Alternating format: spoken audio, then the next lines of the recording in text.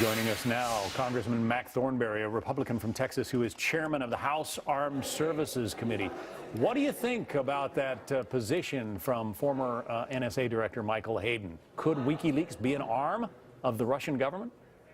Well, that's the way it's operating. If you think about it, we have never seen WikiLeaks release information about Russian or Chinese or other countries' intelligence systems. They only disclose information about ours. So it's another form of attack designed to weaken the United States. Now, who is trying to do that in a variety of ways, through cyber, through various forms of propaganda, etc.? The Russians. And so I think whoever actually stole and leaked certain material, the effect is it's an attack on the United States. Some of our viewers might have read the story, might have read the content of what WikiLeaks released and said, oh my gosh, the CIA is turning on my television to spy on my house, or turning on my iPhone to find out where I go during the day. How do you address those concerns? Well, of course, no one can verify or say that those were legitimate documents. What you can verify is that the CIA does not spy on Americans, and does not spy on Americans, certainly here at home. Their job is to learn information overseas that helps keep us safer. And there's a variety of checks to make sure that they are doing their job overseas. It's the FBI under court supervision who conducts information gathering here at home. But if there's no way to verify that the documents were authentic, they certainly seem to have caused a lot of consternation at the CIA. They seem to be treating it like these are authentic. Well, and they should. My point is that if you have classified documents out there, you cannot say they are or are not true without violating further classification. But clearly this is a problem. The CIA should take it seriously. They are. But what Americans need to know is that we are under attack through these leaks, through cyber, through propaganda, and we've got to do a better job of defending ourselves and pushing back. What is your overall take on the Russians' links to the United States?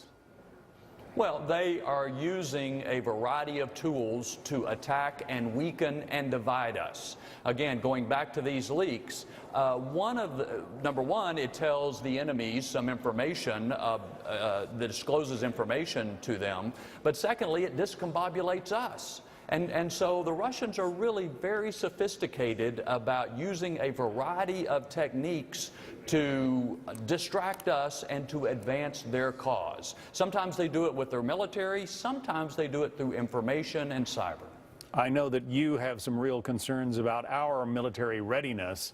Earlier, our Jennifer Griffin had an exclusive report on military readiness in this country and concerns that the nation's premier assault unit, the 101st Airborne, it comes as a group of Army generals just told lawmakers about the shortage of missiles and munitions for key weapons systems. What do you say about the current state of our Army and our military overall? Well, it's been damaged a lot in recent years, and I think the Fox News series has really helped uncover how deep some of this damage is. If you think about it, we cut our military budget 20%.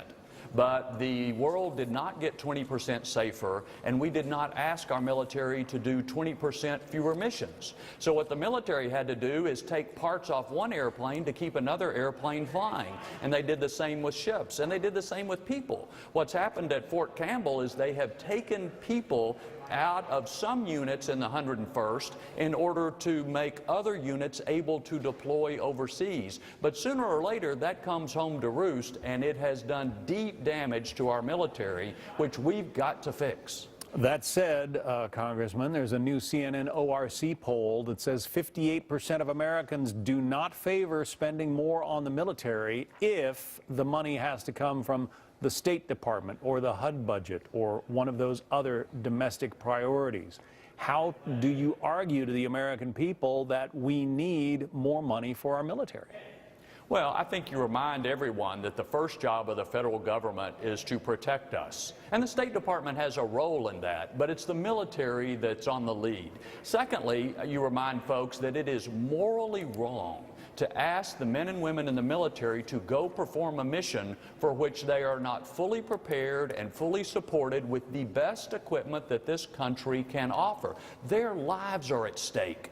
This is not some theoretical numbers exercise. It literally is a question of life and death. So we need to fulfill our first responsibilities first. And then, of course, there will be other discussions about other parts of government and other functions, as there should be. But we got to keep number one, number one. We'll have you back to talk about some of those other issues down the road. Congressman Mac Thornberry, Republican of Texas, thank you. Thank you.